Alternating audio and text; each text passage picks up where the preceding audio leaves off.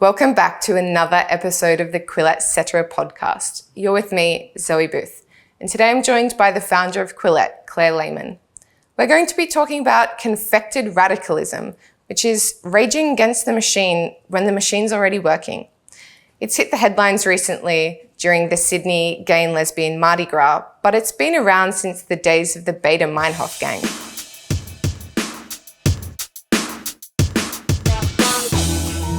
Hey Claire, welcome back to another episode. It's been a few weeks. Yeah, good to be here.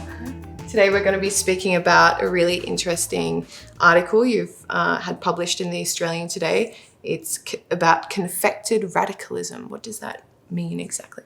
Yeah, so confected radicalism is just this term I use for young kids, basically, who want to be radicals, but they don't really have anything to be radical about because a lot of the causes that they're involved in have already been successful in decades past. So it's a local news story, but for international listeners, the story is this: there was a very horrible, tragic double murder that happened last week.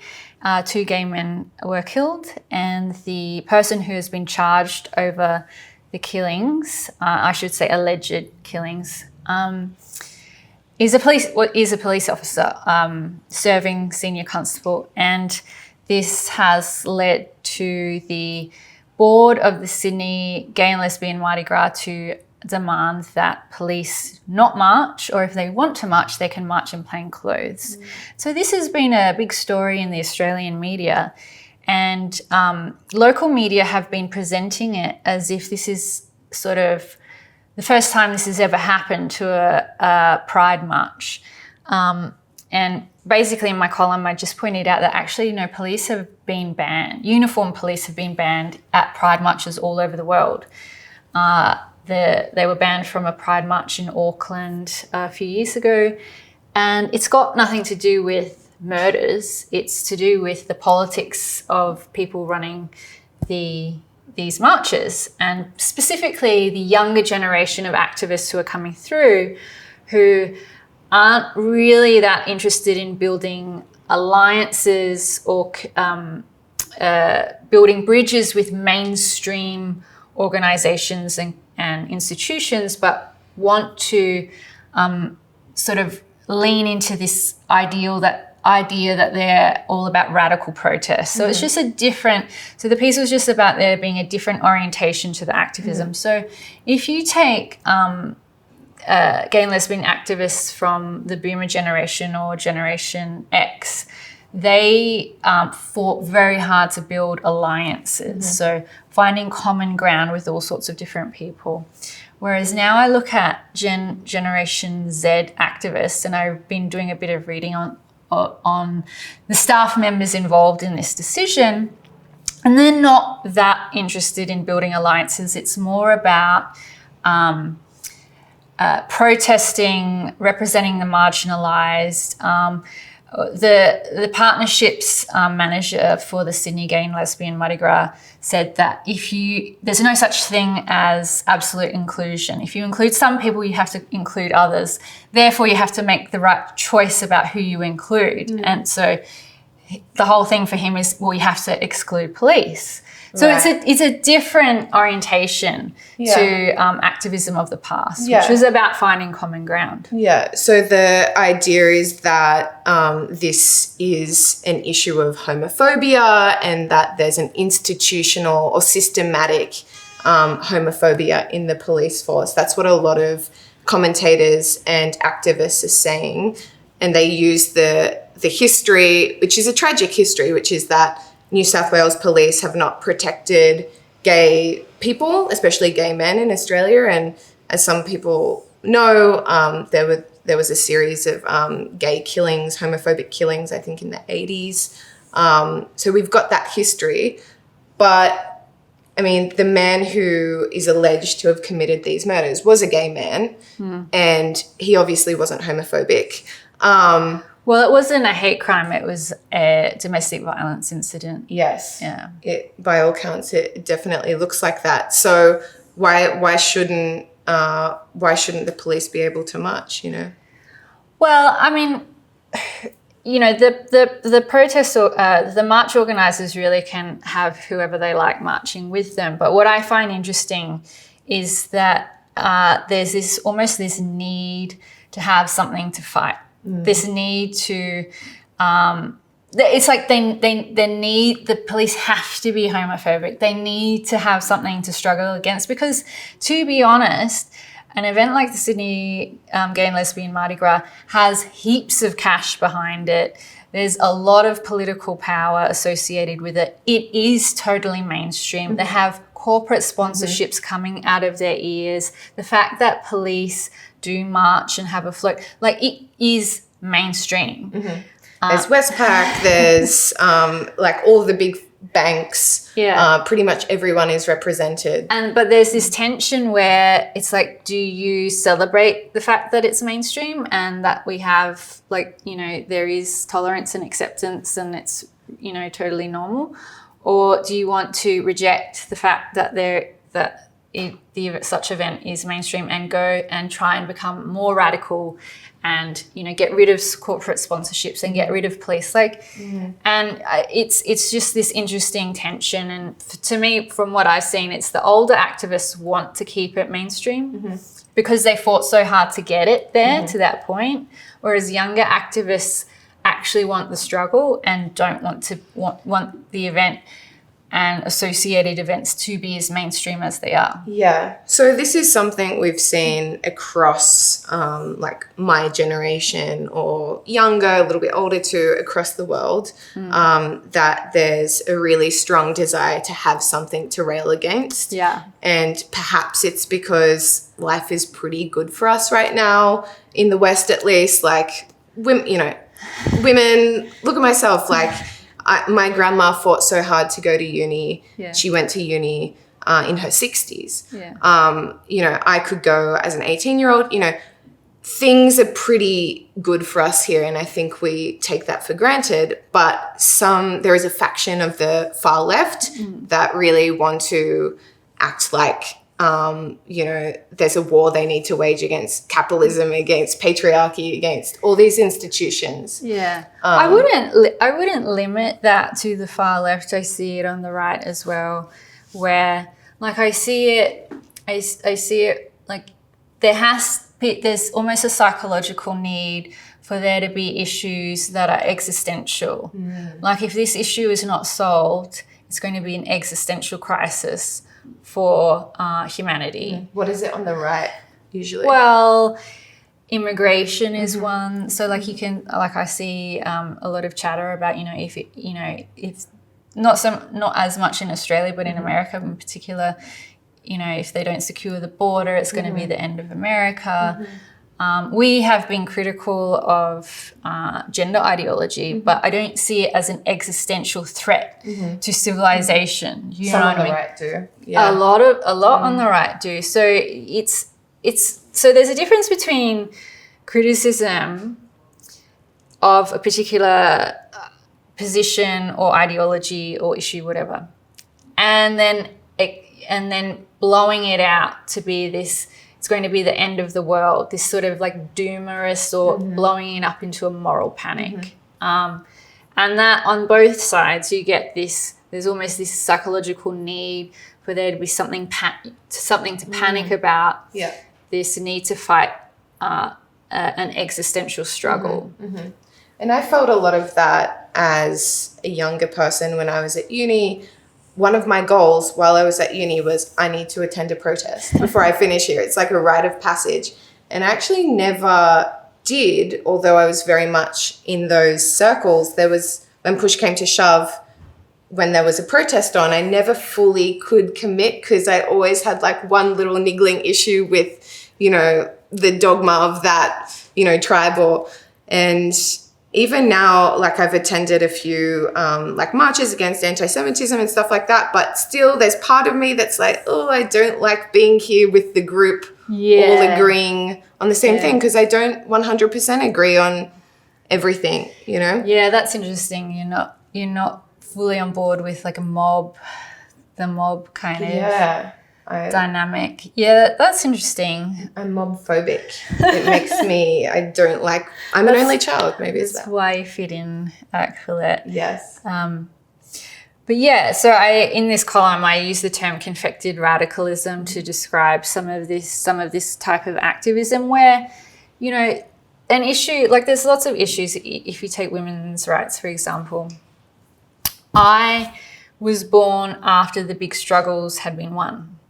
So I have a choice of whether I can accept that the struggles have been won and I can live my life and be grateful to the women who came before me and who, you know, got these achievements and, you know, these freedoms, that hard-won freedoms for people like me to be self-determining and to live full, fulfilling lives and to have economic independence and so on and so on. Or do I want to deny all of that progress and invent new forms of oppression to be angry about? Like, I think there's a choice. You can say that there has been a lot of progress made. The world there's still a lot of more progress that can be made. But unless you accept that we live in a time where progress has been achieved, how do you know what's going to work for the future? Do you know what I mean? Like if you can't look back and see that this was done and it works and people's lives are better because of it, how can you be trusted to make any effective changes in the future? 100%. We should be looking at these things neutrally and just looking at the evidence. And Steven Pinker, who's, you know, contributed to Quillette, he's written a lot about this, about how, you know, after the Enlightenment, there's been a huge increase across, you know, for women, for all types of, you know, the world has improved, at least in the West. And in many parts of, you know, the developing world as well. So I don't know what's controversial about admitting that, but for many people it is controversial. And well, I think I know what part of it is, and it's that if you admit that the world's gotten better, you have to reckon with the fact that why do you feel not happy, you know? And that takes individual responsibility. You know, like the fact that you don't have the job you want or the relationships you have, or that people are richer than you or more successful than you or happier than you. You can't just blame that on capitalism or patriarchy. You know, you actually have to reckon with yourself, which is hard for a lot of people. And a big reason why we can't accept progress, like on objective terms, is because status is relative, right? So I might live, so if I compare myself to one of my female ancestors who had 15 kids and who had to wash her, you know, wash the family clothes by hand and like spent all day carrying water into the house with like buckets. If I compare my life to hers, like I live like a queen. But in this era, I can't compare myself to a queen because, you know, their status has their quality of life has gone up as well. So I think the issue is that in absolute terms, all of our lives are a lot better, but that doesn't mean in relative terms our lives have gotten better. So, you know, we still compare ourselves to our neighbours. We still compare ourselves to people we see on Instagram who have like better clothes and more overseas vacations or like beautiful houses in Sydney. Like we still are constantly comparing ourselves, and so we feel inadequate and we feel like we don't measure up.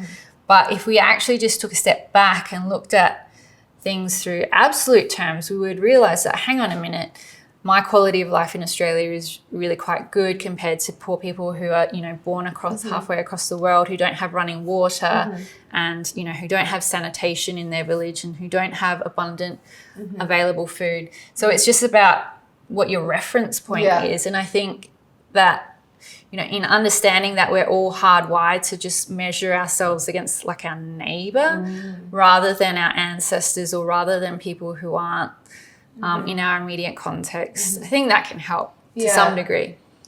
But even then, a lot of these, you know, activists, I would say, they they would admit that they live well and that they're privileged people, but they do feel the need to have this fight.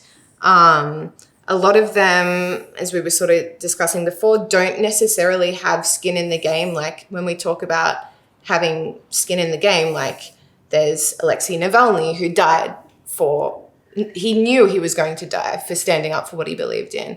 Or our friend Drew Pavlou, who has the CCP on his back, for criticizing China and the CCP and standing up for the Uyghurs and Taiwan.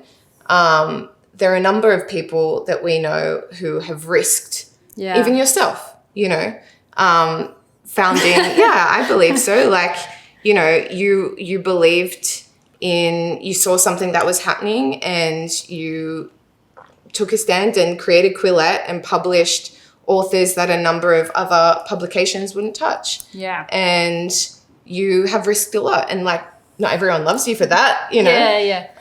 Well, I don't consider myself an activist, and I wouldn't consider my risk to be very great. But yeah, I get the point that you're making, and it is that, some of these movements they're actually quite safe.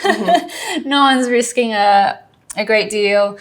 And it's almost like live action role play. Like I went through a period of time where I was reading about the New Left movement in the 1960s and 70s, particularly in Europe. And there were these radicals who hijacked planes and were like blowing up buildings, particularly in Germany. Is this like Frankfurt School? No. This is like Baader Meinhof gang. Frankfurt School is earlier, and they were academics, not terrorists. Okay. But like debatable, but So in these activists they grew up in so their parents were involved in the Second World War, and their biggest fear, these German activists, their biggest fear was Nazis. And they were so afraid that not all of the Nazis had been purged from German society that they went looking for them. They were like Nazi hunters, and they thought that leaders of businesses in Germany were still sympathetic to Nazi ideology and so forth.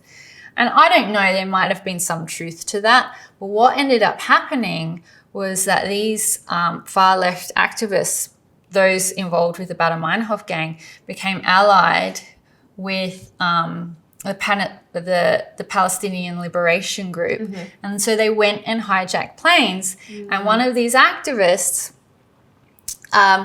he recalled being instructed to separate Jews on the plane from the rest of the civilians.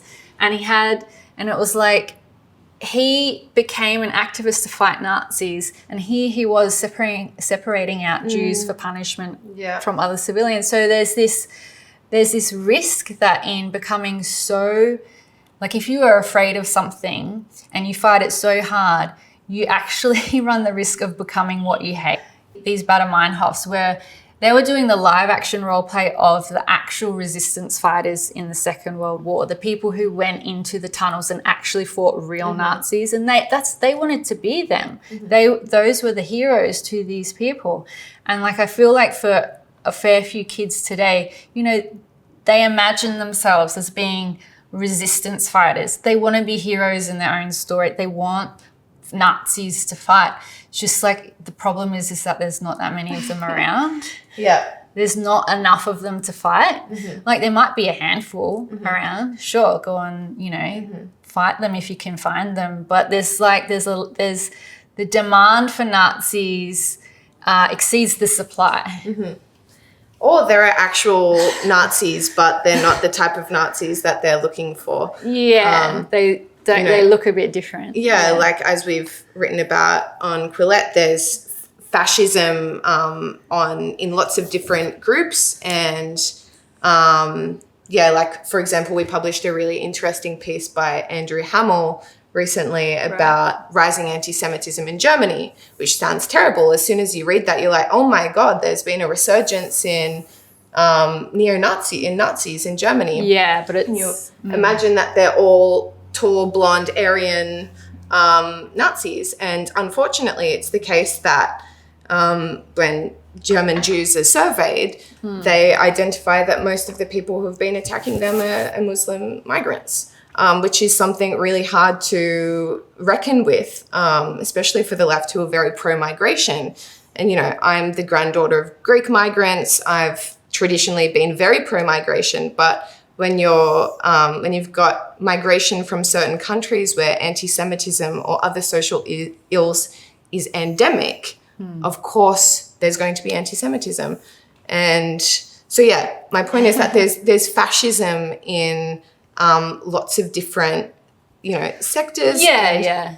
And we have to just be intellectually honest about it, and not like the story that we published that Andrew Hamill wrote was interesting because the German government actually tried to hide this fact, and so the suppression of statistics paint this, you know, basically it was basically a form of government misinformation. Because the government would have to answer to, why. Well, and they carry this burden, they carry this huge responsibility to not let anti-Semitism get out of hand because of their history, and so they actually have to grapple with the fact that some of their policies may be leading to a resurgence, and that's very awkward and difficult for them. I don't follow German news close enough to know how they're getting along with that, but yeah. If anyone wants to read that piece, it's on Quillette.com, and we've been publishing a lot about anti-Semitism and the war in Israel and Gaza, and I think one of my favorite pieces that we've published in recent months was the Isabella Taborowski piece. Fascinating. And this has been a learning experience for me actually since October the 7th, how much the Soviet Union was involved during the Cold War in disseminating anti-Semitic propaganda, and just how prevalent it is in the West, like just the slogans, the ideas, the issues. You know, I didn't know how much the Soviet Union hated Israel, and how much of an effort it went to spread propaganda after the Six-Day War in 1967. It was an interesting learning experience for me. Yeah, it's a fascinating piece, and we have a really good interview with Isabella Taborowski on our YouTube as well, if anyone wants to check it out. And she's a scholar, and she's from the Soviet Union, and she's a scholar of Soviet anti-Semitism, because the thing about us in the West is that we're very familiar with Nazi anti-Semitism. We grow up, we learn about the Holocaust, well, hopefully we learn about the Holocaust, and we learn about you know, how dangerous that ideology is, but we have not similarly reconciled with the dangers of the Soviet version of the same thing. And I think we have a massive cultural blind spot when it comes to the Soviet. Okay. Well, good to chat with you, Zoe. Yes, it's been great. And let's do it again soon. Yeah, let's do it again soon. Great.